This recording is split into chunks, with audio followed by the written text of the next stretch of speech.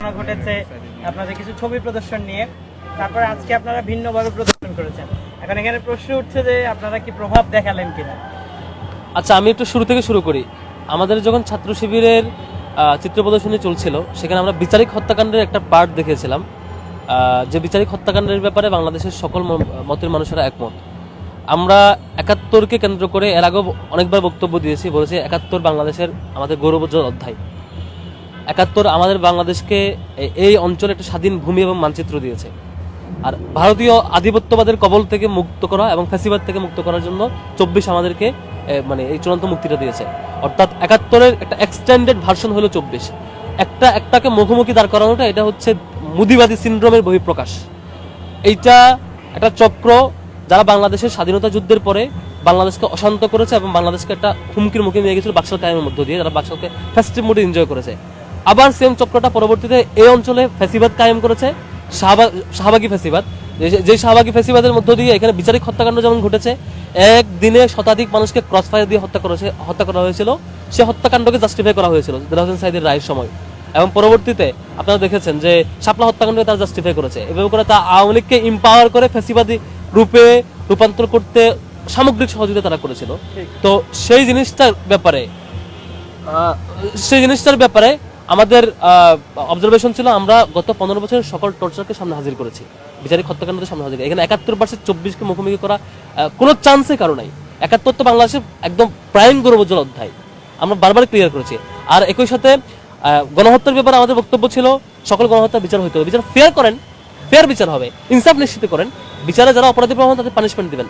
বিচারের মানে এইটা না যে হচ্ছে আপনি আইনজীবীকে গুম করে আয়নাঘরে নিয়ে যাবেন। বিচারের মানে এইটা না সাক্ষ্যকে গুম করে নিয়ে যাবেন।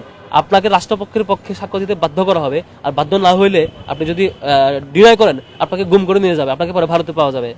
মানে বিচারের পক্ষে এইটা না আপনার ঘন্টার ঘন্টা যে আপনারা নিজেরা আলাপ করছেন, গভর্নমেন্ট গেছে পাগল হইয়া তারা একটা রায় চায়, এবং এই যে কারা কাকে ফাঁসি দেবে সে রেকর্ড ফাঁস হওয়ার পর আপনি স্কাইপ কেলেঙ্কারি দেখেছেন।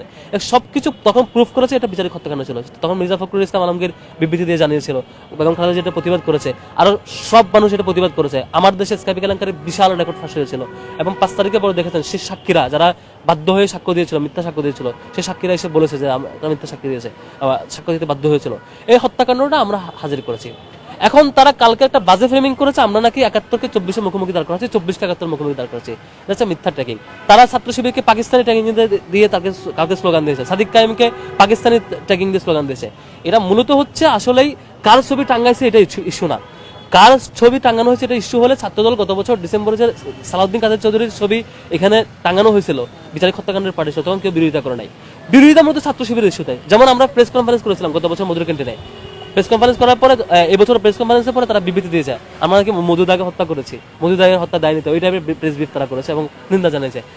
তারা ছাত্র শিবিরকে অলওয়েজ মানে ভয় পায় এই শর্তে যে তাদের রিক্রুটমেন্ট বন্ধ, তারা কাউকে দলে ভিড়াইতে পারে না, কেউ আসে না, তাদের প্রতি আগ্রহী হয় না, তাদের বয়ার কোনো আবেদন তৈরি করতে পারে না, শিক্ষার্থীরা তাদের কাছে যায় না। ছাত্র শিবিরে কোনো শিক্ষার্থীরা যায়, তাদেরকে মিথ্যা ফ্রেমিং দিতে হবে। কিভাবে?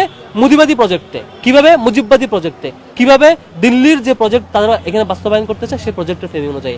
যারা বাংলাদেশে এখনো নতুন জেনারেশন এখানে পাকিস্তানকে দেখেন, বাংলাদেশের এই ভূখণ্ডে যারা পাকিস্তান থেকে স্বাধীন হয়ে যে বাংলাদেশ হয়েছে সেখানে এখনো কাউকে পাকিস্তানি দেখেন, ওকে পাকিস্তান দেখেন, পাকিস্তানের স্বপ্ন দেখেন, তারা নিঃসন্দেহে এখানে দিল্লির প্রজেক্ট বাস্তবায়ন করছেন। এখানে কাউকে পাকিস্তানি ট্যাগিং দেওয়া, পাকিস্তানি ফ্রেমিং করা, ৭১-কে ২৪-এর মুখোমুখি দাঁড় করানো, এই ষড়যন্ত্রকে আমরা বাস্তবায়িত হতে দেবো না, আমরা দিইও নাই। আর যে কোনো ইনসাফের বিপরীত যে কাজ হবে এটার বিরুদ্ধে আমাদের অবস্থান ছিল।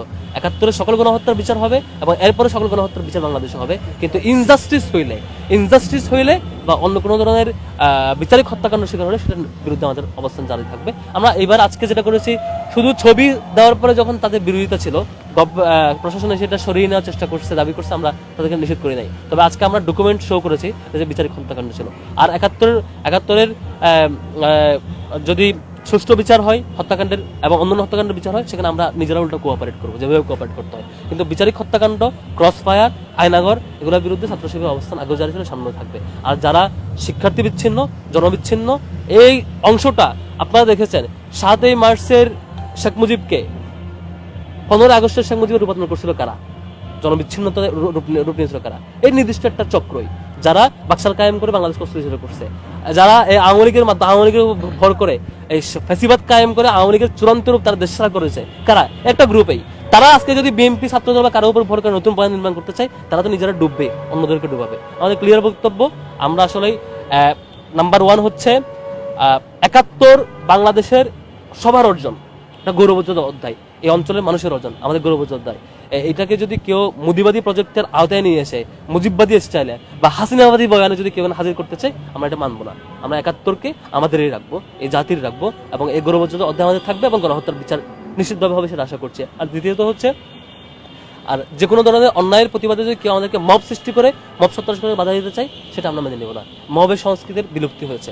শাহবাগ 15 বছর চেষ্টা করে তাদের শাহবাগের চূড়ান্ত রূপ ফ্যাসিবাদ কায়েম করে সফল হয় নাই। এই ক্ষুদ্র প্রচেষ্টা দিয়ে, ঠুনকো প্রচেষ্টা দিয়ে এ ধরনের শাহবাগিতা এই অঞ্চলের মানুষ হয়তো সাময়িকভাবে কনফিউজ হইতে পারে, সাময়িকভাবে মিথ্যাচারে কনফিউজ হয়ে যেতে পারে, কিন্তু দীর্ঘমেয়াদে এগুলো ভালো ফলাফল বয়ে আনবে না। অন্যায়ের বিরুদ্ধে আমাদের প্রতিবাদ নিশ্চিত জারি থাকবে। Thank you. গতকাল ছাত্রলীগের সভাপতি বলেছেন যে শাহবাগ নয়, শাপলা চত্বরে ফ্যাসিবাদের পদক্ষেপ শুরু হয়েছে। এই বিষয়ে আপনাদের অবস্থান যদি বলতেন। কি বলেছে? শাহবাগ নয়, শাপলা চত্বরে 5 মে আচ্ছা, ফ্যাসিবাদের পদক্ষেপ শুরু হয়েছে। এটা তো হচ্ছে দৃষ্টতাপূর্ণ মন্তব্য। ফ্যাসিবাদের যে সকল বড় বড় স্টেক হোল্ডার ভিকটিম ছিল, তার মধ্যে শাপলার শেষ শহীদারা, শাপলার আহতরা সবচেয়ে অন্যতম বড় ভিকটিম। তাদেরকে ফ্যাসিবাদের সাথে ট্যাগ লাগানোর দুঃসাহস করা, এটা তো পুরো সত্যকে অস্বীকার করা। বরং যারা সে হত্যাকাণ্ডকে এনজয় করেছিল, হত্যাকাণ্ড বৈধতা দিয়েছিল, তারাই তো আওয়ামী লীগকে ফ্যাসিবাদ বানাইছে। আওয়ামী লীগকে ফ্যাসিবাদ বানানোর যত একাডেমিক বৈধতা দান করা এবং মিডিয়া কেন্দ্রিক বৈধতা দান করা, ইন্টারন্যাশনাল সাপোর্ট অর্জন করানো এবং দেশীয় অঙ্গনে সকল ক্রসফায়ারকে বৈধতা দেওয়া, তারাই দিছিল। এইভাবে অপরাধ পাল্টা ট্যাগিং দিয়ে, পাল্টা বক্তব্য দিয়ে কখনো অপরাধ থেকে আপনারা নিস্তার পাবেন না, এবং এই গণহত্যার বিচার হইতে হবে। যারা এই শাপলা হত্যাকাণ্ডে যারা বৈধতা উৎপাদন করেছিল, যারা সাপোর্ট দিয়েছিল, যারা এই শাহবাগে মব তৈরি করে বাংলাদেশকে অস্থিতিশীল করে শেষ পর্যন্ত ফ্যাসিবাদ কায়েম করে, যারা দিন দুপুরে শতাধিক মানুষকে একই দিনে হত্যা করাকে যারা জাস্টিফাই করেছে, পরবর্তীতে সেই হত্যাকারীরা এটাকে বৈধতা পেয়ে খুশি হয়ে পরবর্তীতে জুলাই আগস্টে হাজার হাজার মানুষকে শহীদ করেছে, এবং সেটাকে যারা এনজয় করেছে, এই দায় এড়াইতে পারবে না। এবং তাদের মতামত উৎপাদনকারীদেরকে এটার পানিশমেন্ট এবং জনতার মুখোমুখি নিশ্চয়ই একদিন না একদিন হইতে হবে। এখান থেকে তারা কখনোই পার পাবে না, অপরাধ করে পার পাবে না। এখন এগুলো বলে আসলে বাংলাদেশের জনগণকে জনগণের থেকে স্মৃতি থেকে উঠে আসবেন, এটা পারবেন না। মানুষ ভুলে নাই, এই যে খালেদা জিয়াকে ভিকটিম বানানোর পিছনে কারা মেন স্টেক হোল্ডার ছিল, কারা এই বয়ান ন্যারেটিভ দ্বারা করেছে, কারা 28 অক্টোবর আওয়ামী লীগকে এম্পাওয়ার করে লগি বইটা দিয়ে দিন দুপুরে হামলা করে, সেই বাপ্পাদিত্য বসু ছাত্র ইউনিয়নের নেতা, সেই তো লগি বইটা দিয়ে পিটিয়ে হত্যা করে তার উপরে দিন দুপুরে নৃত্য করেছে। এই হত্যাকাণ্ড, দিন দুপুরে লাশের উপরে নৃত্য করে, এগুলো কারা করেছে? নিশ্চয়ই এগুলোর বিচার হবে, নিশ্চয়ই হবে। Thank you. আচ্ছা, আজকের এটা প্রদর্শনের পর একটা কথা উঠেছে যে আপনারা আপনাদের প্রভাব দেখানোর জন্য বা আপনারা আপনাদের জেদটাকে টিকায় রাখার জন্য খালেদা জিয়াকে ঢাল হিসেবে ব্যবহার করছেন। নো জেদ, যেটা সত্য সেটা হাজির করা। আমরা বক্তব্য হাজির করেছি, আমরা আগে সবগুলো ডকুমেন্ট হাজির করি নাই। অনেকেই ৭১/24 বক্তব্য হাজির করার চেষ্টা করেছে। আমরা ৭১/24 যে ষড়যন্ত্র, দিল্লিবাদী প্রজেক্ট যে চলছে, সেটাকে আমরা করতে দেবো না, এটাকে সফল হতে দেবো না। আমরা ৭১-এর ধারণকারী পরবর্তীতে যারা এই হাসিনার এই বিচারিক হত্যাকাণ্ডের বিরুদ্ধে দাঁড়িয়েছে, তাদের ডকুমেন্টেশন আমরা হাজির করেছি, তাদের এই অভিযোগের প্রেক্ষিতে এটা হাজির করেছি। জি, এটা নিয়ে সাকা চৌধুরীর সন্তানকে জিজ্ঞেস করবেন। এবং আমরা এটা করার কারণে শহীদ সাকা চৌধুরীর যে সন্তান, তিনি আমাদেরকে ধন্যবাদ জানিয়েছেন। আর আপনারা বলছেন মানে কেউ যদি এটা অন্য বক্তব্য দেয়, এটা ওই যে মানে এটা ছাত্রদলের পুরো অংশ বলছে বলে আমি বক্তব্য দিব না, মানে আমি মন্তব্য করবো না। ছাত্রদলের ছোট্ট একটা অংশ ছাত্রদলের উপর ভর করার চেষ্টা করতেছে, সেই বামপন্থী অংশটা যারা আওয়ামী লীগের উপর ভর করে আওয়ামী লীগের চূড়ান্ত পরিণতি করেছে, তারা ছাত্রদলের উপর ভর করার চেষ্টা করছে। আশা করি ছাত্রদল এভাবে সতর্ক থাকবে বলে আমি বিশ্বাস করছি। Thank you. সামনে ডাকসু নির্বাচন, ভাই শেষ করতে হবে, লাস্ট একটা প্রশ্ন। ছাত্র শিবিরকে নিয়ে ষড়যন্ত্র হচ্ছে কিনা? ডাকসু নিয়ে ষড়যন্ত্র হলে শিক্ষার্থীরা এটা প্রতিহত করবে। ডাকসু শিক্ষার্থীরা চায়, আমরা শিক্ষার্থীদের সে রিপ্রেজেন্টেশন করতে গিয়ে ডাকসু হওয়ার জন্য, সফল হওয়ার জন্য যা করতে হয় তা করবো। কি ষড়যন্ত্র করলে সেটা সফল হবে না। এর আগে ষড়যন্ত্র হয়েছে, কালকে মব তৈরি করা হয়েছে, আমরা দায়িত্বশীলতার পরিচয় দিয়েছি, সামনে দায়িত্বশীলতার পরিচয় দেবো নিশ্চয়। Thank you. ওকে।